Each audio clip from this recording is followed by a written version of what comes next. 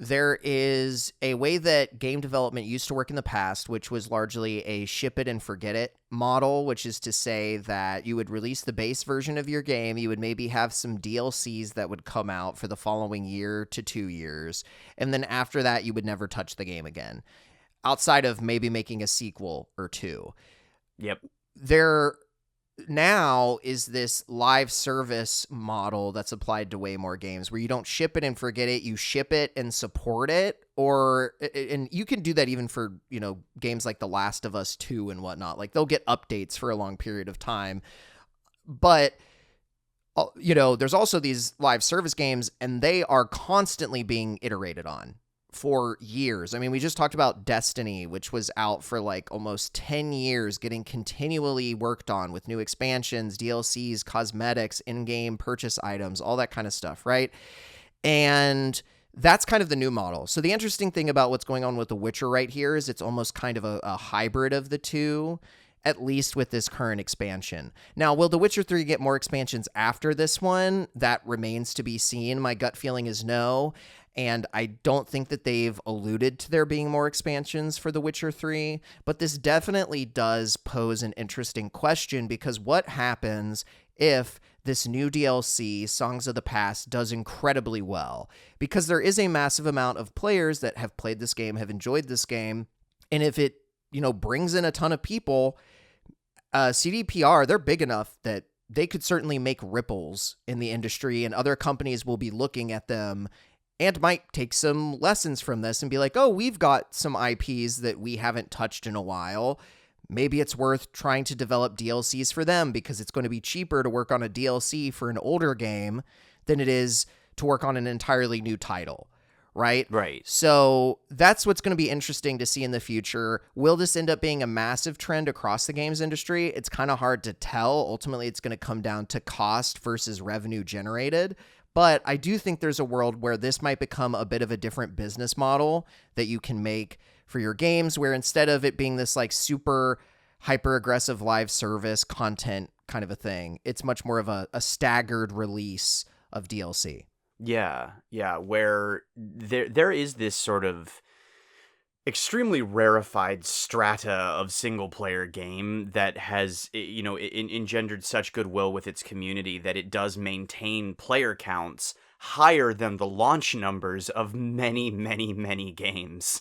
The biggest examples of which, of course, remain even the single-player people for GTA 5.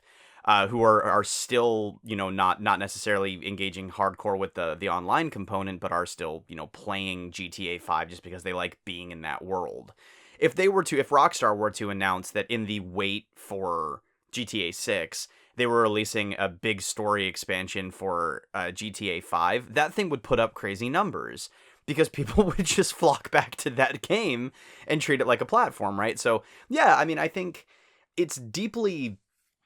It is a privileged position that CD Projekt Red finds itself in on the back of the success of The Witcher 3 and the back of the success of what it was able to do with Cyberpunk following a notoriously bad, just terrible, legendarily terrible launch. But yeah, for games like this that either have very active player bases, years after release, or have that nostalgia factor and are still playable on current hardware, it absolutely could be a new revenue stream. It 100% could be. If this does well, people may take note of the fact that a support studio can build a good, tonally resonant expansion and plop it down into an existing game that doesn't need to be supported endlessly and continually by an active team, but can have resources devoted to it every so often. That seems to me like a bit of an optimistic read, but it also seems like a more sustainable model than games as a service. It seems like a less exhausting model than games as a service, and it does seem like the sort of way to give life to an older title rather than just letting your IP collect dust. So yeah, I definitely, I'm excited by the concept, if I'm being honest. I think the idea of allowing development teams to go back and play with their old toys is a deeply compelling pitch. I think obviously there's limits to what can be done with that, especially as you cross over console generations, and we will actually get into that angle of things here momentarily. But I just find the concept at large to be so different and almost refreshing. Even though, I mean, like, I get it, it all plays into the same exact, thing. And it is ultimately part of like a larger multimedia strategy that's no more, I mean, it's not inherently better, but it is so much different that it grabs me. It grabs me and tickles me in the interesting ways. That makes it seem kind of sensual. Well, not so much that. A thematic and ideological ticklage. Yeah, yeah. It tickles your brain in the good way. Yeah, I mean, I think the important caveat with this, from my perspective, is releasing a DLC.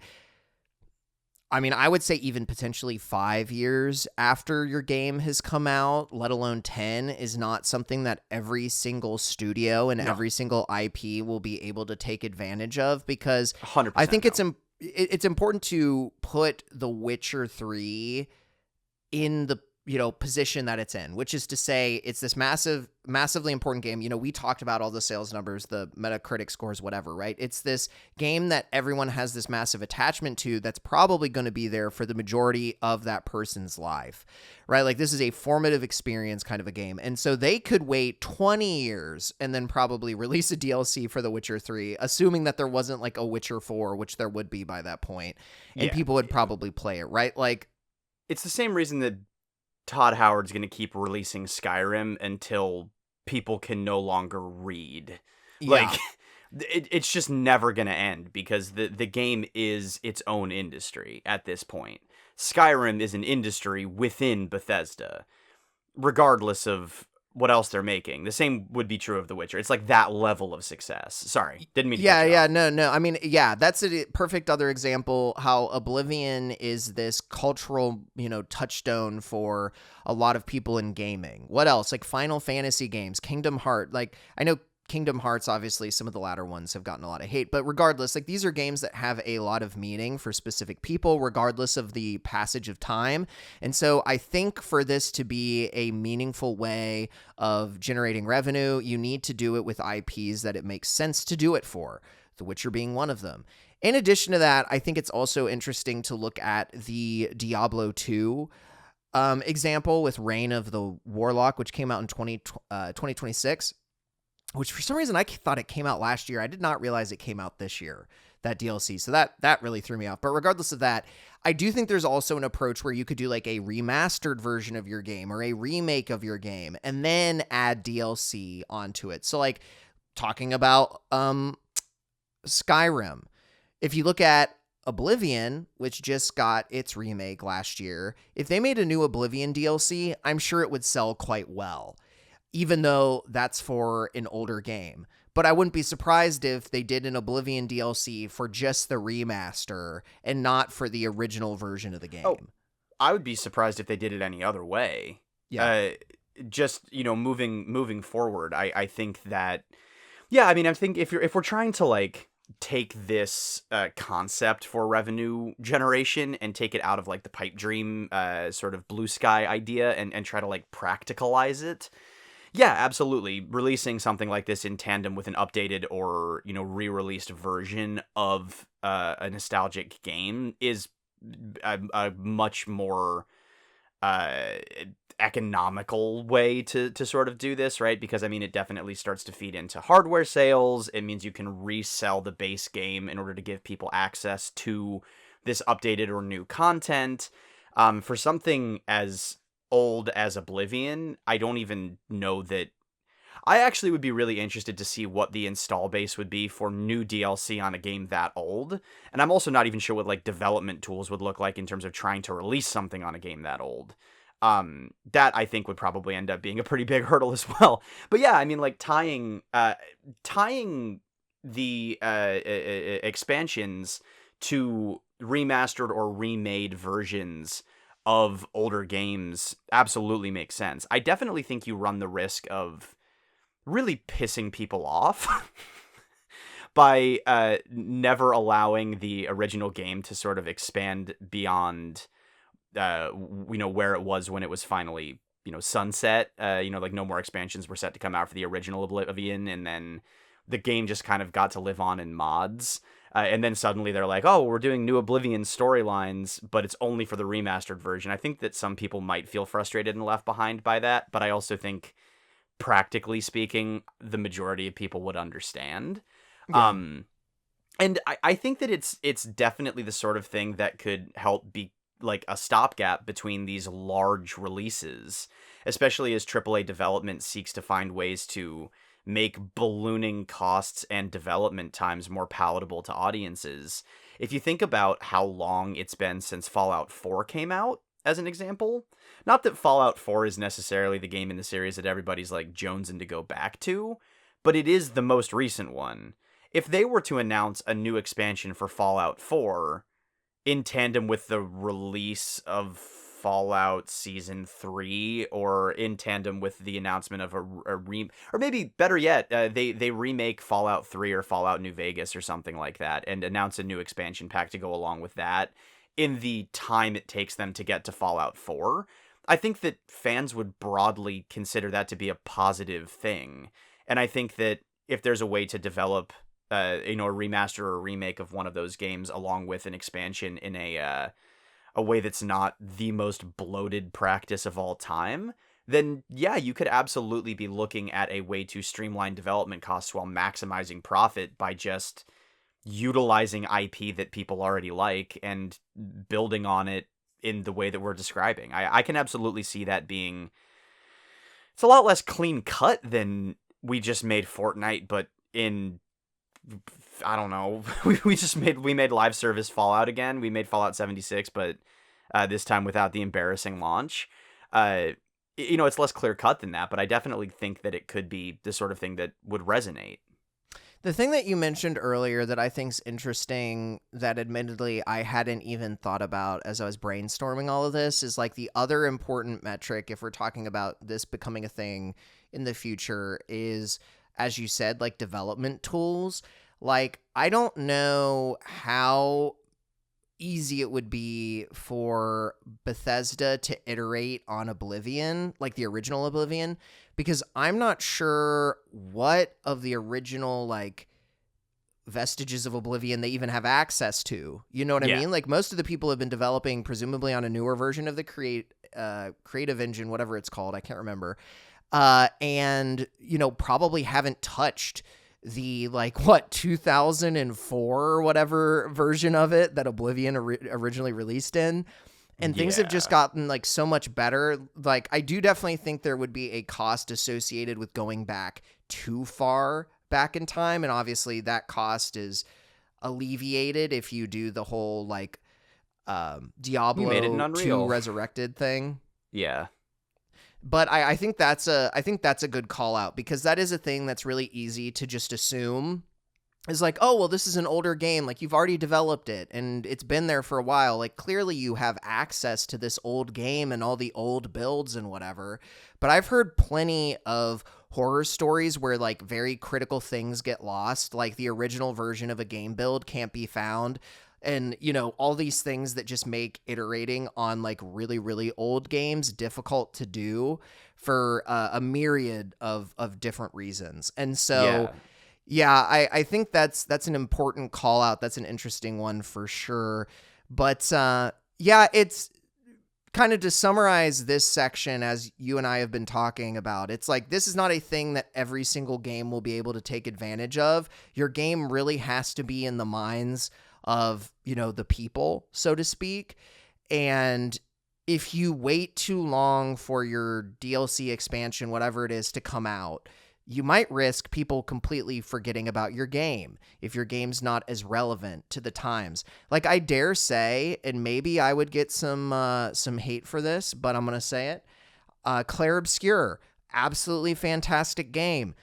Does Clair Obscur have the audience and the kind of cultural zeitgeist to have a DLC come out in 5 years if they never released anything until then? You know what I mean? Like, I don't know that it does. I think it was a fantastic game that people loved, but I don't know that it has the cultural impact of some of these other titles that we've been talking about. No, I think that's a very fair assessment, and that's more or less what I meant when I was talking about like the rarefied strata of games of this type. There just aren't that many games that have achieved this level of success, and I think Clair Obscur is a decent call out, right? Because it is great, right? It's a fantastic game, absolutely phenomenal game.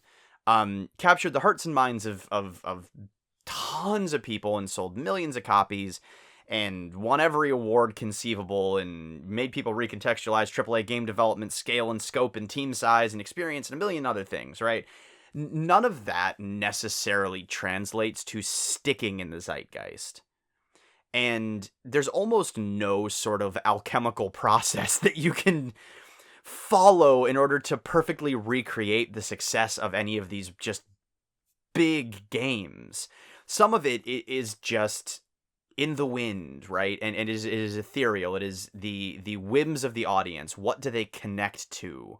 What is it about Skyrim that makes it Skyrim? That's very hard to determine, right? But you do need to achieve that level of success or something close to it in order for this to work. Now, with enough time and enough sort of saturation of the idea, it's possible that the window could widen on which games have an opportunity to do something like this. But I generally think that, especially at this moment, yeah, I mean, if it becomes the year 2032 and suddenly the Sandfall Interactive decides that they're going to release Clair Obscur Expedition 33.5, the new expansion, I think that more people would err towards, oh, that game from a handful of years ago. Interesting. And then probably move on. It would be a little bit of a headline generator, mostly as a curiosity, but I don't know how many people would flock back to it in insane numbers.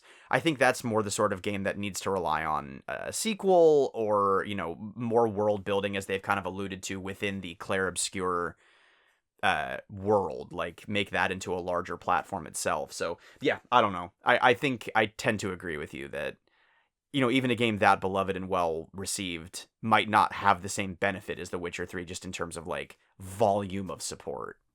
Yeah. No, I definitely agree. And then the only other thing I kind of thought you said, the only other thing you said that I thought was interesting, my God, can I English, is that it could piss people off. I think it could piss people off if you made a new version of a game like Oblivion, and then instead of supporting the older version with whatever update you're pushing out or expansion, you only, you know, put it on the new one.